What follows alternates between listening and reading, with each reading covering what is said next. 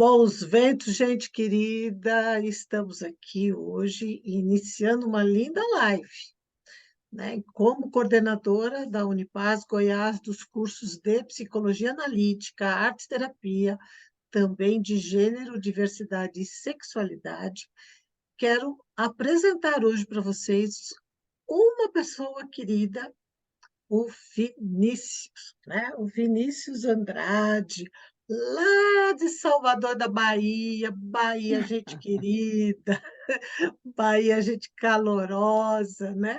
Afetuosa, que sempre nos recebe de coração aberto, né? O nosso querido Vinícius é psicólogo, ele é arteterapeuta e também é docente em várias universidades e aqui também na Unipaz Goiás, né? Sendo então, um dos nossos professores do curso de Gênero, Diversidade, Sexualidade e Psicologia Analítica.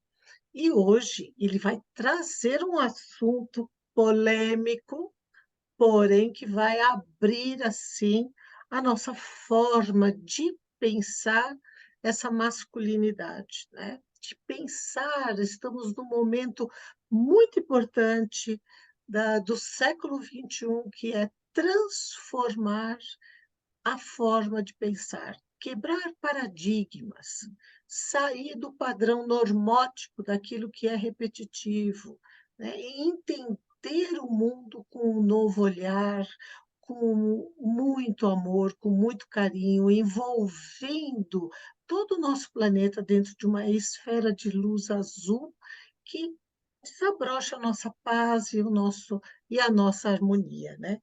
E o Vinícius vai falar da construção das masculinidades. No Temos que pôr plural. esse S no final, né? Maiúsculo, porque faz toda a nossa diferença, né? Bem-vindo, querido Vinícius. Como é que você Obrigado. está, meu querido? Eu estou bem, estou muito feliz de estar aqui com vocês da Unipaz, com todo mundo que vai assistir essa nossa gravação depois, para a gente falar desse tema. Primeiro assim, né? Por essa iniciativa da Unipaz de estar se dispondo a desbravar esse território, que é essa interface entre a psicologia analítica e o estudo das teorias de gênero, da diversidade, da sexualidade, que é tão importante, é muito necessário e, ao mesmo tempo, é um pouco deficitário na nossa área. Então, eu fico assim muito feliz de ver esse projeto nascer, muito feliz de fazer parte dele e uma alegria estar falando hoje sobre esse tema, masculinidades. Esse tema eu falo de um lugar confessional, teórico confessional. Por quê? Porque a psicologia de Jung, ela ajuda a gente a entender a construção das masculinidades no plural, mas essa psicologia profunda de Jung, ela vai se costurando também com as nossas vivências. Então, eu me afeto e sou afetado e sou formado a partir desses modelos de masculinidades. Então, é uma fala também que transborda, assim, da minha vivência, do meu coração. Então, uma alegria muito grande de estar aqui e estar com Sônia, né? Que é uma pessoa que eu carrego no meu coração como referência desde sempre. Ai, que delícia, né? Tão gostoso receber o seu carinho, né? Esse carinho assim, gostosinho de apertar, né? De apertar, mas de abraçar, gostosinho. E é uma coisa que eu acho que nós temos que pensar. Esse tema está sendo um curso, eu acredito que é o primeiro curso no Brasil, pode ser que tenha, mas eu não conheço, então me perdoe se tiver realmente outro, mas que está abrindo essa nova porta, e o que eu acho legal, dentro da Universidade da Paz, né? Então, dentro de um outro espaço, saindo de um espaço puramente acadêmico, mas entrando num espaço mais abrangente, aonde nós lidamos com a paz, com o amor, e não deixamos de lidar com o comprometimento do ser humano, da construção do ser humano, dessa modificação, né. É um espaço para muitas, múltiplas diversidades, para abrir a nossa consciência planetária. Então, os nossos cursos da Unipaz, eles não são apenas informativos, né, eles são formativos. Com Pierre Weil falava de que nós temos que aprender, ter o conhecimento e ter a sabedoria de lidar com o conhecimento. Aí vem a transformação, né. E aí, como você está falando, é algo que você é uma reflexão que você me causou agora. Todos os professores aqui da Unipaz trabalham com o tema que ama, com o tema que fala com o seu coração, que fala com a sua alma, né. E que você falou: "Eu falo deste lugar".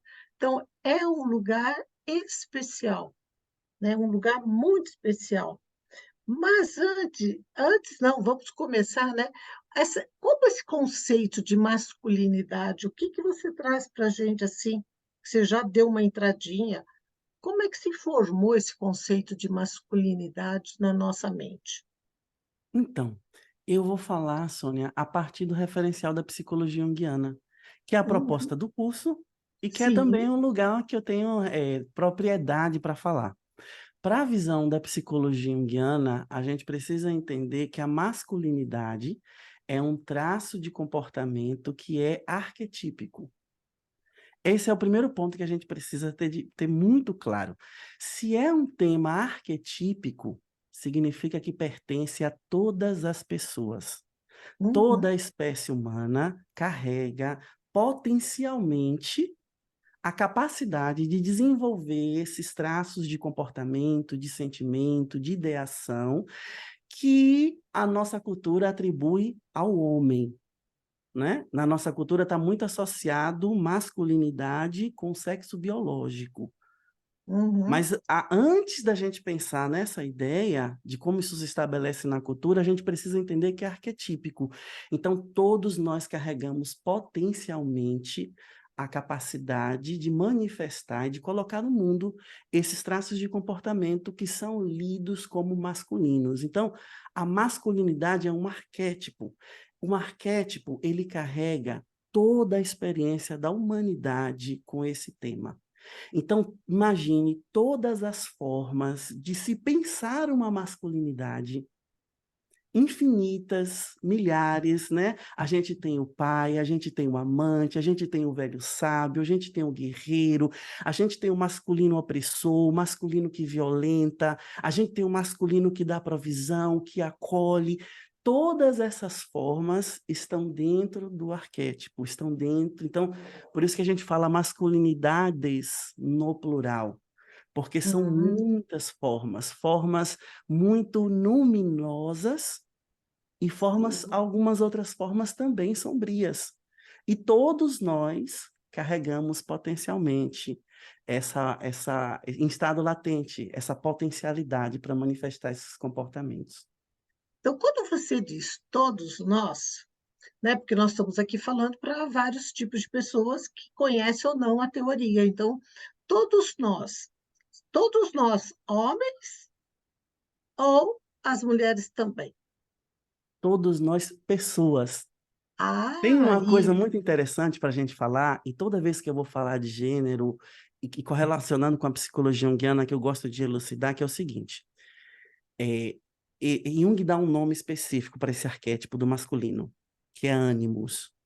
Uhum, Quando ele começa a desenvolver a sua teoria, isso há mais de 100 anos atrás, na Europa, com outro pensamento, com outro ritmo de vida, as teorias de gênero não tinham a expressividade que elas têm hoje, nós não tínhamos a liberdade de expressão, né?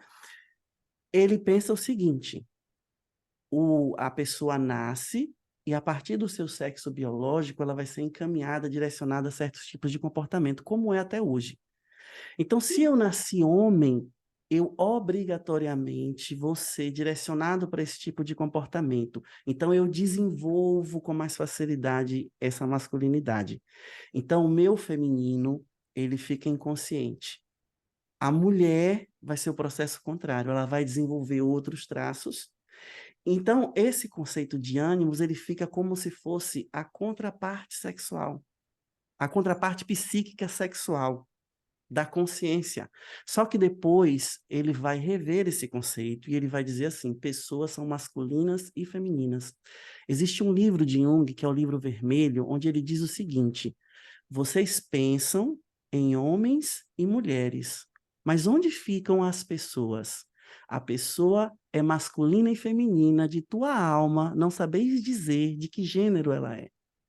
Então, Uhum. todos nós, homens, mulheres, não binários, né? Todos nós carregamos potencialmente. Óbvio que ao homem, e aí a gente está falando do sexo biológico, isso vai, a sociedade, a cultura, ela vai exigir de uma maneira mais enfática. A mulher vai ser podado, e aí a gente vai viver as dinâmicas culturais. Mas todos nós, independente do sexo biológico, temos essa possibilidade. Então, então agora eu estou feliz, né? Porque também eu tenho a minha masculinidade. Estou bem feliz com isso aí, né? Então você está falando também, dependendo da cultura, nós vamos tendo modelos, né? Modelos de comportamentos masculinos e modelos de comportamentos femininos, né? Que vai estimular ah, a educação das crianças. Exato. Então, o que acontece é o seguinte, o arquétipo, ele traz todas as possibilidades, infinitas possibilidades. Uma vida humana não tem a possibilidade de viver essa infinitude que é o arquétipo. A cultura também não tem. Então, a cultura, ela vai escolher uma fração desse arquétipo, um pedacinho desse arquétipo. Pensa assim, um guarda-chuva com todos esses masculinos dentro. A cultura vai olhar e vai dizer assim, olha, esse traço do masculino me interessa. Então, a cultura vai atualizar uma porção desse arquétipo. Então, quando a gente nasce, a gente entra em contato com o arquétipo através da cultura. Então, é nesse referencial que a gente começa a desenvolver o nosso masculino. Porque o arquétipo, ele não é acessível diretamente à consciência. A gente precisa de um objeto externo para que o nosso inconsciente se identifique. Então, a partir dessa identificação, a gente vai formando essas categorias dentro de nós. Então, por exemplo, tem determinadas culturas que valorizam o saber, então a gente pode entender assim, que esse valor, essa imagem do velho sábio, né, ou do guia, do mestre, é muito valorizada. Outras culturas na história valorizaram a força física. Então, a imagem do guerreiro dentro desse arquétipo da masculinidade, né? Outros, então, cada um foi associando. E dentro da nossa cultura, uma dessas faces do masculino que é muito valorizada é o poder. Então, o masculino que carrega, que centra esse poder, que é a base do sistema patriarcal. Então, é esse modelo de masculino que a gente carrega, onde a gente tem que mostrar o poder e não pode mostrar a vulnerabilidade. Certo. E você estava falando disso, né? E eu estava lembrando aqui de uma série que eu não vou conseguir lembrar o nome, mas tudo bem, né? Sempre é assim. Mas é sobre os vikings. E aonde as mulheres lutavam como homens, né? A gente fala, lutavam como homens, porque os homens iam para a guerra e as mulheres também iam. E na nossa cultura a gente já tem, isso é uma cultura bem antiga também, né? Que as mulheres têm que ser mais delicadas e os homens mais embrutecidos, né? Ou as mulheres têm que ocupar um espaço e os homens ocupar outro, Exato, mas e sempre tem uma diferença, não valorizando esse potencial masculino que todos nós temos, porque ele tem uma característica especial por ser masculino, não tem? exato, exato. A gente vai ter, então, um grupo de comportamentos que vão ser lidos como Hum, masculinos, e um grupo de comportamentos que vão ser lidos como femininos. Até aí, problema nenhum. O problema é que a cultura associa esse grupo de comportamentos com a genitália. É uma uhum, associação direta. E aí você, indivíduo, não tem liberdade para se expressar, pensar ou comportar fora desse grupo de comportamento. Então, por exemplo, as mulheres vêm passando por um processo de, né, de empoderamento, a luta feminista, de realmente ocuparem o seu lugar. Mas até há pouco tempo atrás, as mulheres não podiam estudar, as mulheres não podiam votar, as mulheres não podiam escolher, as mulheres não podiam participar da política, porque eram comportamentos, capacidades, faculdades humanas que estavam associados ao masculino. Mas as mulheres também têm né, todo esse potencial. Tem esse potencial que é forte, né? E aí também a gente volta ali um pouquinho na Nise da Silveira, que foi a primeira mulher a entrar numa faculdade de medicina para estudar Aqui em medicina Salvador, em Salvador. a Tudo Faculdade de acontece em Medicina da Salvador. Bahia. Tudo. É aí a chave da felicidade para abrir para o mundo, né? É, Acho que a mãe já abre as portas e abre as acolhe todos portas. os filhos, né? Então, lembrando que ela entra, ela tem até uma foto dela, são todos homens, e ela, aquela mulher pequenininha que ela era, magrinha ali, estudando medicina, e depois se tornou uma grande personagem na nossa história da psiquiatria, né? E Defensora da humanização, que é Nise da Silveira, né? Então, eu acho que ela é bem referência desse masculino atuante que você está falando e e ela é mantendo um o exemplo também, feminino, Sônia, né?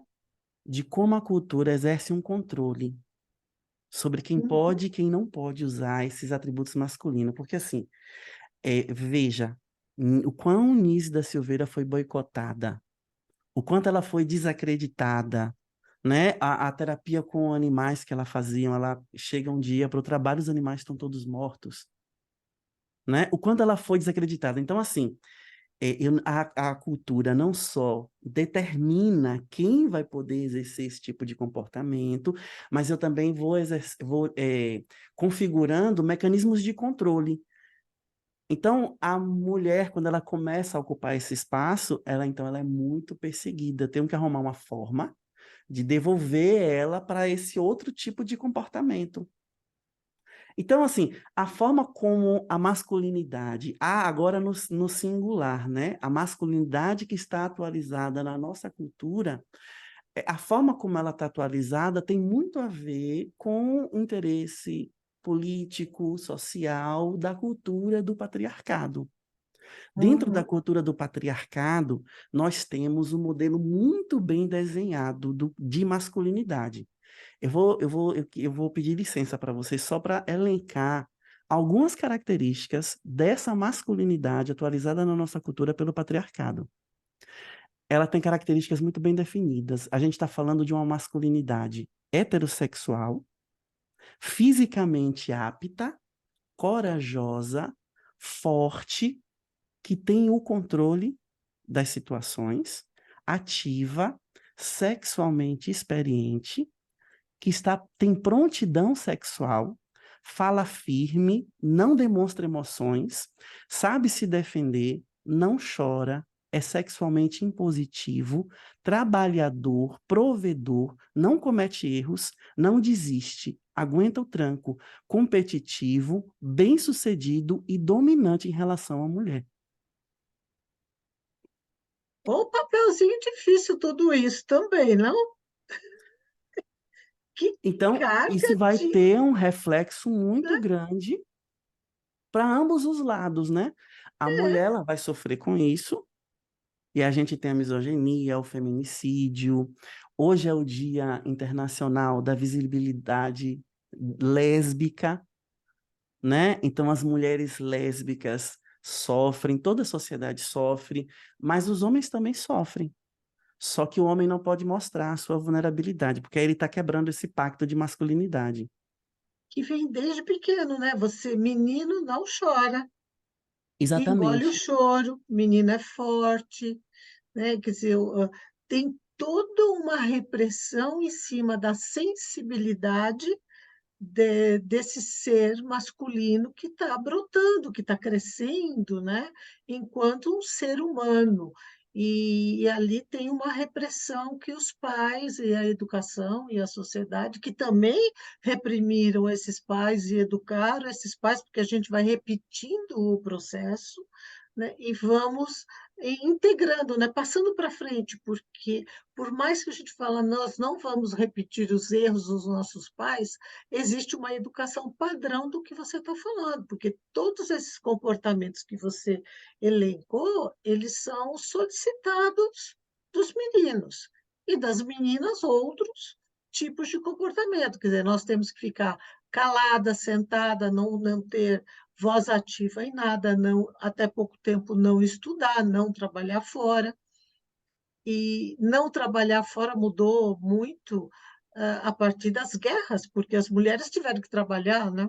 Os homens foram para a guerra e as mulheres ficaram sozinhas, tendo que trabalhar. É contraditório, porque depois da guerra volta todo mundo para casa e fica quieta de novo, porque é um período, Exato, né. exato. Durante a guerra eu tenho que ir à luta, me sustentar, ir para as fábricas e desenvolver este comportamento masculino, e depois, quando termina a guerra, eu tenho que voltar ao meu lar e ficar quieta em casa e não trabalhar mais. Exato. Volto para o sistema repressor e o homem volta para o sistema de poder e dominador, né. São É é papéis que temos que desenvolver socialmente.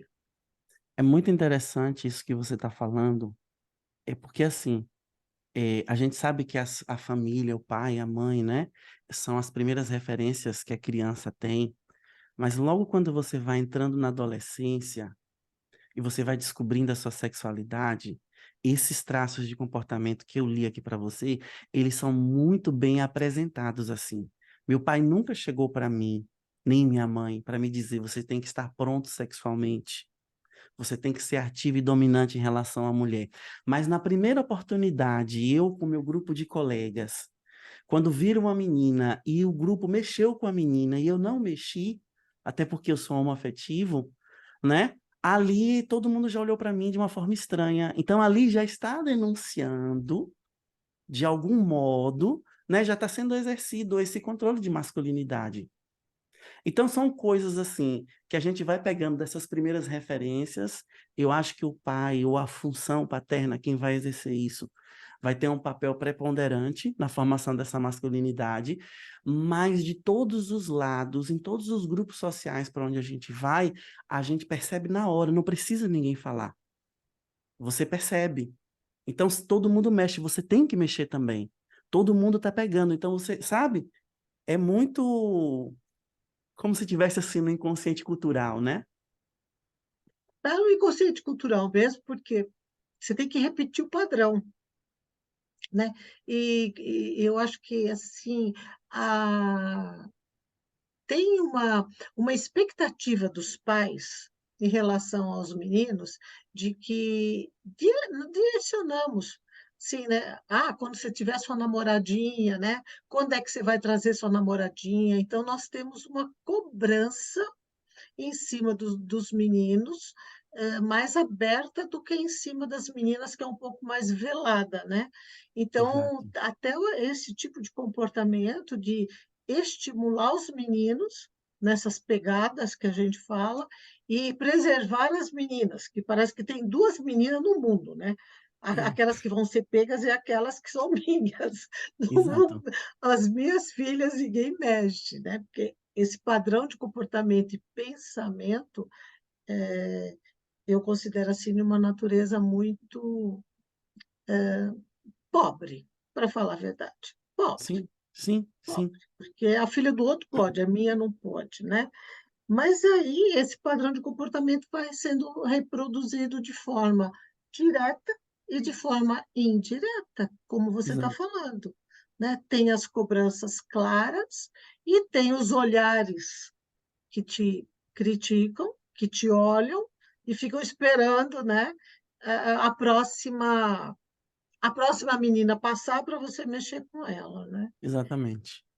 E E isso tem é um padrão, e eu vejo assim, no Brasil nós temos, essa masculinidade muito embrutecida, né. não sei, eu exato. não posso falar que é só no Brasil, mas vamos falar do nosso Brasil. É, Então, esse homem, ele é mais endurecido nessa educação, não pode gostar de música, não pode gostar de poesia, quer dizer, tem todo um padrão que te tira também a sensibilidade artística, né, lidando para cortar o processo criativo, deste menino. é interessante porque eu sempre fui muito inclinado às artes. Então, quando você vai na escola onde eu estudava, né? Quando você vai entrando você vai saindo, né, das séries iniciais e você vai entrando ali no ensino fundamental, você vai sendo direcionado para atividades. Todos os meninos queriam ir praticar esporte, jogar futebol. Eu queria fazer teatro. Então eu fui fazer teatro.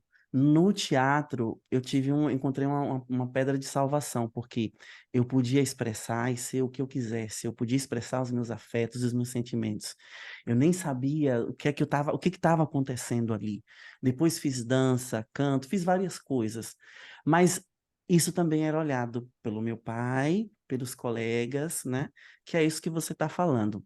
A gente tem essa transmissão indireta, mas eu queria falar um pouquinho também, chamar a atenção para essa transmissão direta. O pai, ou quem exerce a função paterna, tem um papel preponderante na formação dessa masculinidade.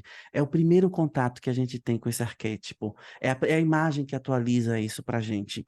E o que acontece é que, assim, eu sei que tem exceções, tem pais e pais, só que cada vez mais por todo esse papel, por todo esse contexto que o homem é obrigado a desempenhar, e não, o homem também não sabe, não aprende a lidar com os afetos, essa transmissão do saber, do conhecimento, da moral, do que você deve ser e do que você não deve ser, é transmitida esvaziada de afeto, esvaziada de sentido.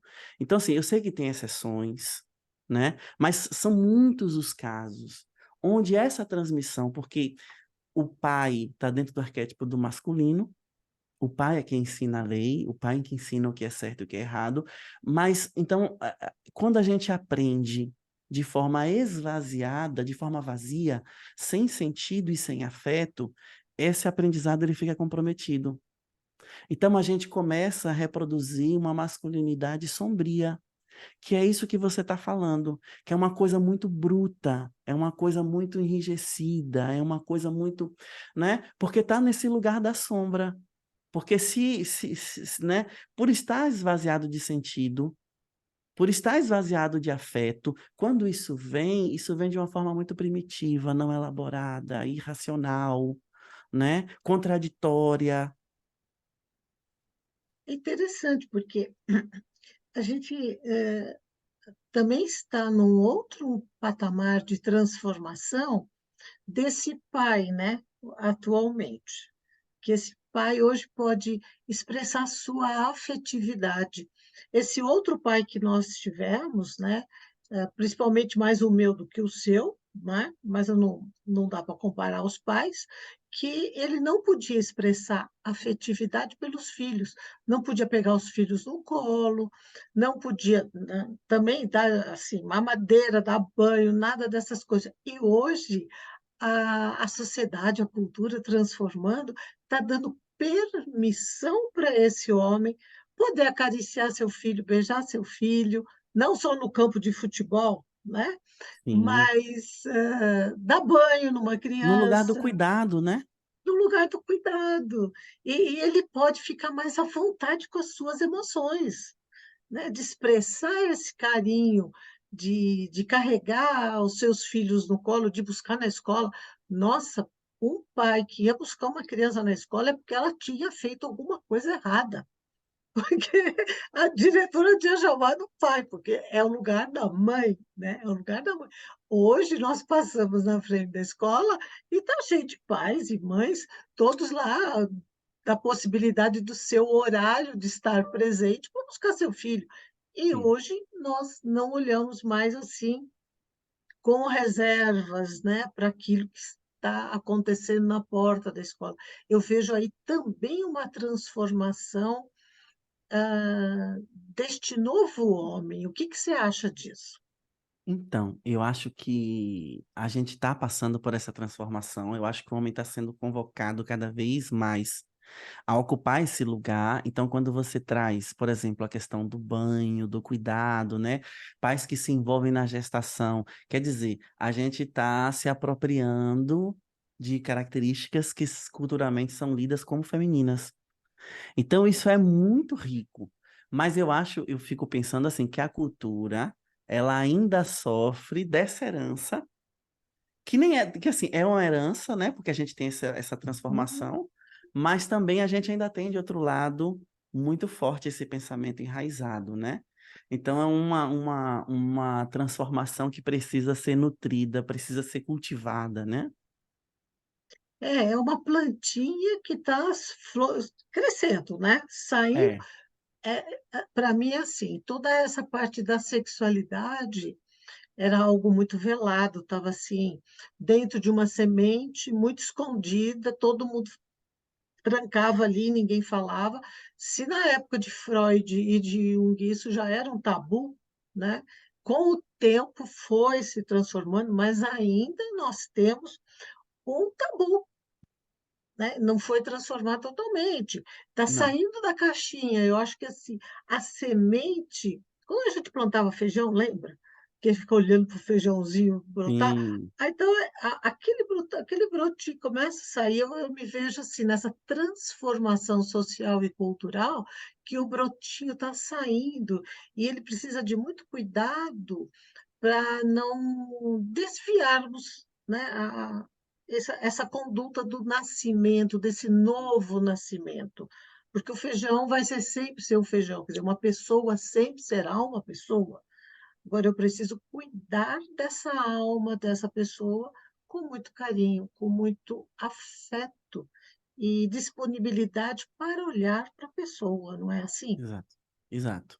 E se a gente não encontrar um masculino saudável que faça essa travessia, que dê a mão e que faça essa condução, o que é que vai acontecer com esse indivíduo? Ele vai buscar essa mão em lugares diversos, né? E o que mais a gente tem, assim, também são pessoas para dar a mão, né? E para levar para caminhos sombrios.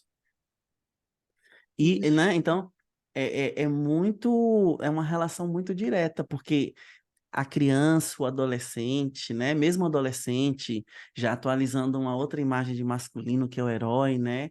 Se afastando desses pais e tudo mais, mas assim, eles necessitam dessa condução, necessitam dessa imagem de sabedoria, de alguém que dê suporte, né? De saber que você tem esse chão que você pode pisar, sabe? E quando você, se você não tem isso de forma afetiva, então você acaba indo buscar em outros lugares, ou você acaba fazendo associações erradas em torno de si mesmo, né? E aí tem uma outra coisa que coloca mais um temperinho nisso tudo, Sônia, que eu acho que assim, a gente está vivendo um momento onde a gente está tendo um esvaziamento dos ritos de passagem e dos mitos. Então, que assim, é, deixa eu só trazer uma contribuição, né? Qual a importância dos ritos e dos mitos? Os ritos são formas de atualizar o arquétipo, a dimensão arquetípica da vida, a dimensão luminosa da vida no nosso corpo. E os mitos são formas de atualizar, de perpetuar a dimensão arquetípica luminosa na nossa subjetividade, na nossa mente. Então, eles funcionam, eles cumprem uma função de conduzir a gente dentro desses estágios arquetípicos do desenvolvimento da nossa masculinidade. Então, a gente tem vários povos originários que mantêm vivas essas tradições, mas a gente, até os poucos ritos que o Ocidente tinha, eles estão sendo esvaziados. E as narrativas míticas, né? E que não precisam ser nem as narrativas mitológicas, mas a transmissão do saber pela oralidade, né? Isso está sendo esvaziado, né? Eu quero dizer assim, aquele avô, aquela imagem daquele avô que é o velho sábio, que passou por muita coisa, e você senta ali para ouvir as histórias ao pé do ouvido, né? Esse tipo de saber também está sendo muito desvalorizado. Então, eu acho que é uma leitura complexa, porque tem muita coisa acontecendo, tem esse movimento que você está citando, e eu acho que hoje também homens e mulheres têm uma outra forma de olhar para o gênero, de olhar para a expressão de sua masculinidade, de sua feminilidade, mas a gente tem muitos atravessamentos assim concretos, né? Isso, olha, você trouxe algo muito, muito gostoso, né? Que era o papel dos avós. E esses avós, hoje, eles estão tão comprometidos com a vida, né? Eles não estão comprometidos. Mudou a forma de comprometimento, né? Antigamente, os avós eles já estavam mais aposentados em casa, cuidando dessas crianças, contadores de história. Então, era aquela coisa gostosa de, no final da tarde, voltar da escola e ouvir, né? A avó com um bolo contando uma história. Hoje, essa avó já é outra avó, já é uma avó mais atuante socialmente, continua Sim. atuante socialmente, com papéis sociais profissionais, e parece que ficou cada vez mais distante, E né? Ela além desses fica, avós serem ela, atuantes socialmente, a criança e o adolescente, com essa invasão das tecnologias, tem um mundo de estímulos, um mundo de, né, de estímulos sensoriais muito atrativos e que também vão contribuindo para fazer, né, esse esvaziamento. sim, né? Porque essa avó também não tem mais, aquela avó que a gente fala lá do sítio do Pica-Pau Amarelo, ela já não tem mais lugar nessa sociedade, né? Ela Exato. foi banida socialmente. Então, sentar, eu conheço algumas famílias que contam a história da sua família, né? O vovô fazia isso, trabalhava com aquilo, a vovó fazia aquilo, e as crianças vão tendo continuidade. Mas são pouquíssimas famílias que têm esse hábito, né? Esse ritual familiar de contar a sua história, que nós vemos no consultório, né? Sim. Quando chega no consultório, nós pedimos para as pessoas contarem as suas histórias. E quando eu pergunto para falar dos avós, parece que tem um cortezinho ali, né? Ô, Sônia, eu Não não vou vai nem para tão frente. longe, eu não vou nem tão longe. Às vezes é para falar dos pais. E as pessoas desconhecem as histórias dos pais, né? Do pai e da mãe. Como se conheceram, né? Como eles travaram esse relacionamento, constituíram essa família, como foi que se apaixonaram. Quer dizer, nós não contamos para os nossos filhos essas histórias, que eu acho que é importante deixar isso registrado para ver se as pessoas acordam para saber, nós somos constituídos de histórias. Como foi esse relacionamento? Porque você está falando de ritos, né? As pessoas às vezes acham que rito é uma coisa muito grande, muito mágica, mas esse encontro que nós estamos aqui é um ritual, Exato. Exato. é um momento mágico, né? É um momento de troca, de informação. Então, estamos aqui tendo o nosso ritual de congregar conhecimento e compartilhar esse conhecimento, a nossa história. Exato. Como você falou, nós dois temos uma afinidade, né? Um afeto gostoso entre nós, nós temos uma história. Sim. Só que você conta do seu jeito e eu conto do meu. São duas Sim. histórias, né? Que delícia! São duas histórias que estão ali. Aí quem está nos ouvindo já vai contar a terceira história. Então, as histórias, elas se multiplicam conforme as pessoas. Deve estar, eu preciso ir lá nos mitos gregos. Eu preciso... Não, o mito está aqui, acontecendo. Exato. Isso aqui é uma história. Exato. Exato. Essa dimensão ritualística e mítica da vida vivida, né? É muito interessante isso que você fala, porque assim, Aí a gente começa a entender a complexidade que é pensar de como viver uma masculinidade saudável. Porque, assim, se essa transmissão é esvaziada de afeto, de sentido, se você não tem referência, se você não sabe o que está atrás de você, quem veio, a história, é tudo muito mais complexo. Então você acaba cada vez mais entrando na normose dessa masculinidade, nessa masculinidade normótica. Você Uhum. acaba se tornando de maneira muito mais fácil uma peça que vai contribuir para gerar uma engrenagem, sem encontrar o sentido da sua masculinidade. E uma coisa assim, né? Cada pessoa, eu não penso, nem acho que os outros psicólogos junguianos ou teóricos pensem, que a pessoa, então, ela deva modificar a sua forma de ser do masculino. Não. A gente tem que pensar assim, ó, masculinidade e feminilidade. É como se fosse uma estrada, né, ligando essas duas possibilidades. A gente está em algum lugar do meio do caminho, não é no meio certo. Tem gente que está muito mais para cá, tem gente que está muito mais para lá. Mas o que é determinante para a gente viver uma vida saudável, ter uma masculinidade saudável, uma feminilidade saudável, é a possibilidade de transitar quando a vida me solicita. Porque eu posso escolher viver uma vida com a tal masculinidade, tudo bem, mas a vida vai me solicitar ser vulnerável. Se eu estou preso a esses papéis, se eu estou preso a essa expressão, se isso é esvaziado de sentido, eu não vou conseguir. E aí eu vou adoecer. Então a grande prisão, o grande problema que eu vejo é o aprisionamento que a cultura impõe, que a sociedade impõe a esses papéis. Isso. Agora, eu acho que tem algumas pessoas querendo saber, né? Vamos Vamos lá. pensar assim, como alguém que está ouvindo, né? Que você falou, da masculinidade saudável, então, algumas pessoas já jogaram em algum conhecimento que ela tem, e da masculinidade tóxica. Então, Exato. vamos esclarecer um pouquinho o que é ser saudável, né? Porque às vezes eu estou pensando que ser saudável é só hétero. Não, ser saudável não tem a ver com ser hétero, não tem a ver com seu gênero, não tem a ver com ser homo, não tem a ver com ser binário, não binário. Ser saudável tem a ver com essa liberdade de movimento. Liberdade de movimento não quer dizer que você vai mudar a sua, não é nesse sentido.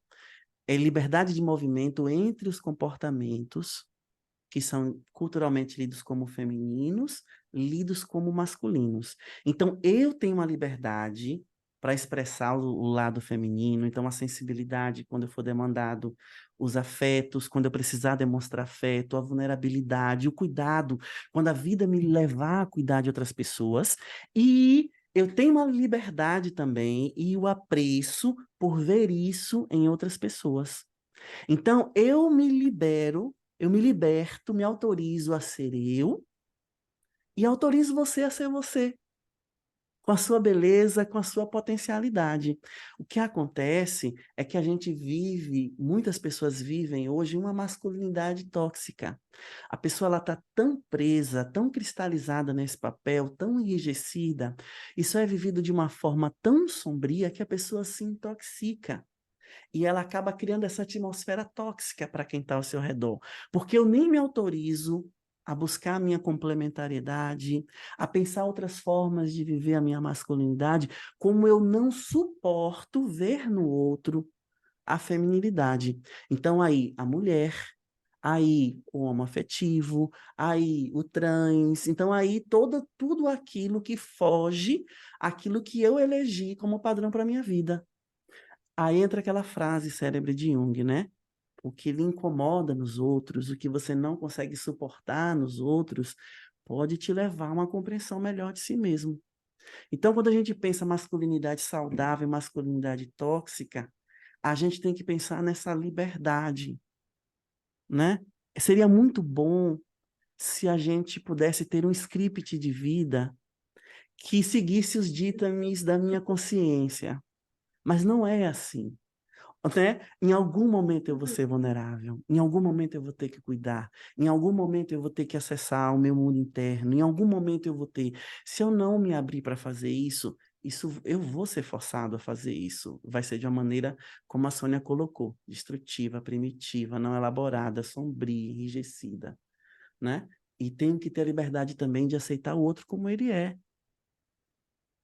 Então, o Jung traz isso para a gente quando ele está falando de processo de individuação, né? Isso faz parte do autoconhecimento, porque se eu sei como eu sou, né, como eu sinto o mundo, como eu vejo o mundo, como eu conheço o meu corpo, como eu conheço os meus desejos, e tenho aí empoderamento de tudo isso que eu sou, eu estou fazendo um processo de individuação, né? Um pedacinho do processo, porque o processo é longo, é a vida toda. Mas, assim, entender um pouco de mim a cada dia que eu estou vivendo. Viver como eu sou na minha autenticidade. E também respeitar essa autenticidade no outro, né? Como ele é, como ele está no mundo. E isso, né, de visualizar o outro como espelho é importante, porque se eu olho para você e a sua barba me incomoda, eu tenho que entender por que que a minha barba também está me incomodando, né? Ou se eu quero uma barba, ou se eu não quero, por que que ela me incomoda? Quer dizer, olhar no outro e aquilo me incomoda é, é um ponto magnífico que o Jung traz, porque eu vou pensar a respeito daquilo que me incomoda. E aí eu vou ter autoconhecimento. Ah, eu quero uma barba, então vamos pôr uma barba, né? Vou, tiro a barba, vou pensar. Eu estou dando o exemplo da barba porque eu gosto da sua barba, eu acho ela tão fofinha, gostosinha, tão maciazinha assim, né? Então, essa questão de que o outro é realmente meu espelho dentro das minhas projeções, que o Jung também traz isso, eu vou ali me encontrar com o outro. E é com o outro que eu me vejo, que eu me autoconheço, né? E me autorrespeito, porque se eu não me autorrespeitar, eu não vou respeitar o outro. É. E uma coisa também, um outro pensamento junguiano que a gente pode trazer aqui, né, sobre a importância de trabalhar essa ideia dessa cristalização, dessa masculinidade sombria, né, dessa pouca flexibilidade, é o seguinte, é, o fato de eu não trabalhar a minha masculinidade, de eu não trabalhar a minha feminilidade, não me livra desse feminino inconsciente. Uhum.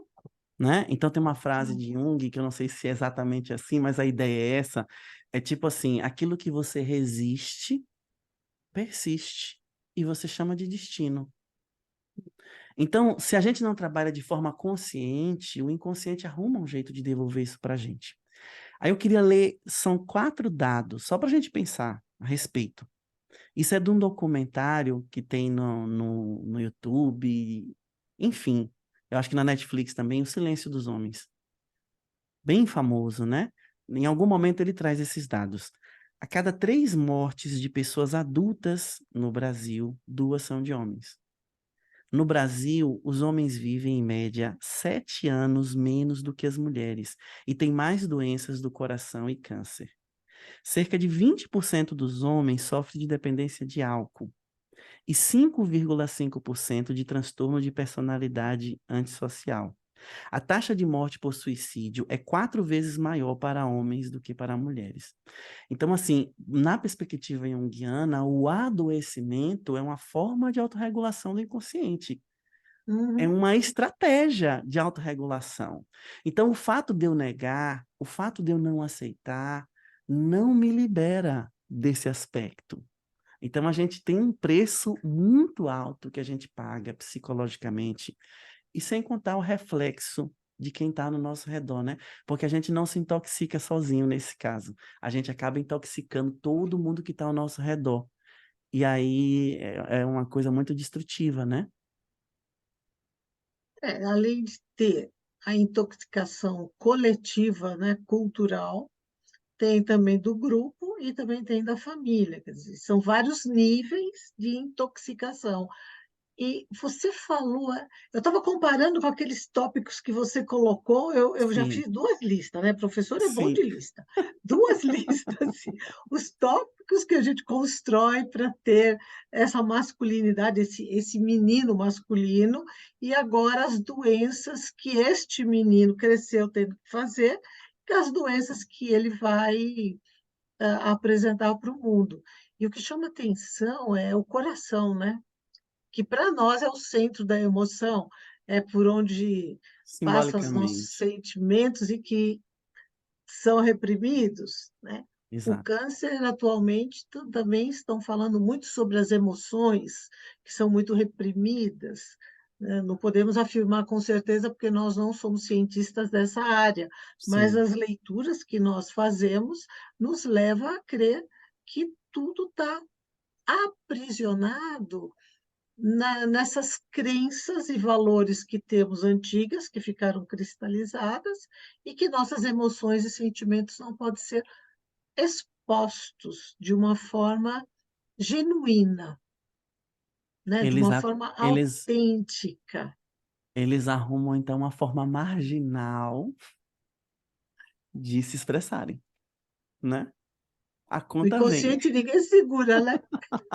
Exatamente, exatamente. Ninguém segura o inconsciente. Gente, Exato, inconsciente é o mar, ninguém segura o oceano, ninguém segura aquelas ondas, aquele movimento.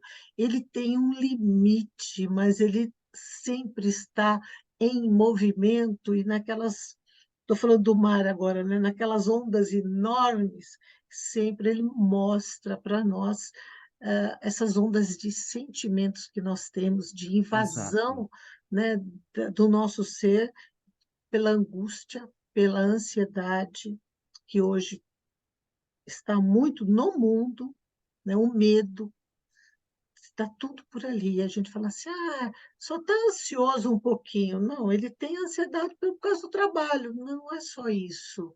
Tem crises de ansiedade muito mais profundas. O trabalho é o que está lá na frente. é, A ansiedade, né, o medo, o suicídio, isso em geral são as nossas, repressões, né, a repressão que o mundo nos faz. exato. Eu amo Jung porque ele abre essas portas, né. É. Ele abre um monte de porta. Pena, né, o homem viveu até 85 anos. Podia ter durado mais uns 10, né. Né? Ele começou a produzir lá pelos 40, olha, É, é, lá pelos olha, 40 é e uma produziu vida, né. Se uma se pensar vida. que não tinha as tecnologias que temos hoje, nem as inteligências artificiais. Já pensou se ele soubesse, né, digitar, tal, parará, como é que ele ia Né? escrever? A gente pensa assim, mas ele era muito mais, hã, da caneta, da lenha no fogão, tirar a água do poço. Ele mostrou para nós que nós temos que ser o mais simples possível, o Sim, mais simples possível, né, dentro de uma simplicidade de vida que nos leva a uma conexão bem profunda com a natureza. E exato, essa natureza, a gente fala assim: "Ah, eu faço parte da natureza", não é bem assim. Você tem que sentir fazer parte, né, o ser natureza. Não é que eu faço parte da natureza, eu sou natureza. Então, natureza é simplicidade, é olhar para mim como eu sou e gostar de mim como eu sou. Aí sim, eu vou gostar de você como você é, exatamente. não é? Ô, Vinícius, está acabando nosso tempo. Quanta coisa gostosa para falar. Ó, eu trouxe uma frase de Jung para fechar essa fala. Ótimo, Eu vou ler então para a gente provocar, deixar também como provocação, né. tá Jung ótimo. diz o seguinte, olha que interessante: "Esse homem sabe que tudo que está errado no mundo está dentro dele próprio. E se apenas aprender a lidar com a sua própria sombra, terá realizado algo verdadeiro pelo mundo. Conseguirá assumir pelo menos uma parte infinitesimal dos gigantescos problemas sociais não resolvidos da nossa época. Esses problemas são extremamente difíceis, porque envenenados por projeções mútuas. Como alguém enxergaria corretamente quando sequer enxerga a si e a escuridão que inconscientemente carrega consigo em todas as suas relações? Então, Isso está escrito aonde para todo mundo ir buscar? ai, eu vou ficar te devendo onde está. Não anotou? Ah, Não que pena. anotei, Olha, mas eu vou menina, fazer. a professora te pôs de castigo. Não, eu tenho essa anotação. A gente coloca no, com- no, na, no, comen- no comentário, não, na legenda aqui da live. Na A gente legenda. coloca essa Vamos citação. colocar assim na legenda para que Eu todo te mundo encontre. mando. É Ai, que eu fiz uns agradecida. rascunhos aqui para olhar e acabei que não trouxe a citação. Não, mas a live foi maravilhosa. Eu acho que nós cumprimos aqui, né, o nosso objetivo e esclarecer também que o nosso curso ele não está direcionado para curar ninguém, que é o que as pessoas me perguntam. Não, é para compreender o ser humano, compreender a pessoa que está vivendo Exato. conosco, na nossa casa, do nosso lado, em qualquer lugar, compreender pessoas. Esse curso está direcionado para a gente quebrar as amarras, abrir os portais da liberdade, quebrar o tabu de falar de sexualidade. Vamos falar de sexualidade com amor.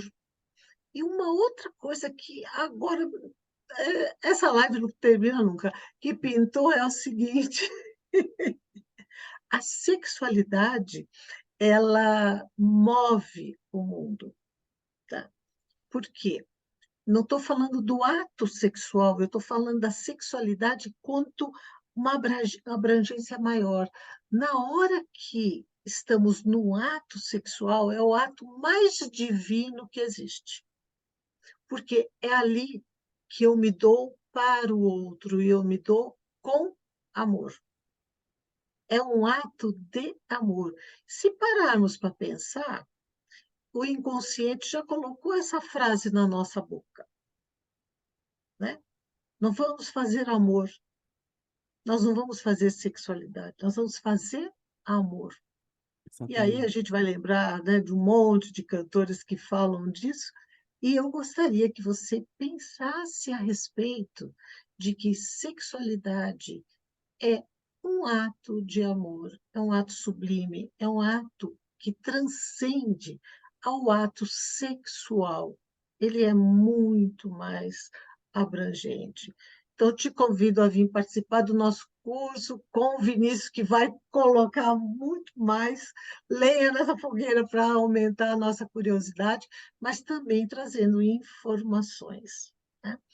Vinícius, meu amor, adorei estar aqui com você. Gratidão pela sua participação, meu querido. Obrigado pelo convite, Sônia. Obrigado por estar trazendo temas tão importantes, assim como é também a proposta desse curso. Quero só reforçar o que Sônia falou. É, estudar essas questões contemporâneas, essas categorias que estão se apresentando de forma mais demarcada na contemporaneidade e que muitas vezes são deficientes na nossa formação. Isso é importante para a gente acolher com amorosidade, para a gente acolher com profundidade, com, né? As pessoas que chegam até nós, as vivências hoje elas são cada vez mais diversas. A gente precisa abraçar essa diversidade. Então, parabéns à Unipaz, parabéns a você por estar desbravando esse território e mais uma vez obrigado pelo convite. Sozinha eu não vou, o Mandurinha não faz um verão, por isso eu preciso de você e de todo o nosso corpo docente, né? Gratidão à Unipaz por abrir esse espaço para nós e gratidão ao universo também que nos dá força para estarmos aqui nesse novo caminho, né, desbravando esse novo olhar sobre o ser humano, sobre as pessoas e pensar um pouco mais em amor. Então vamos deixar, né, Vinícius, os nossos beijos coloridos para todo mundo e agradecemos a todos que estiverem aqui nos ouvindo. Beijo, beijo, gente. Beijo.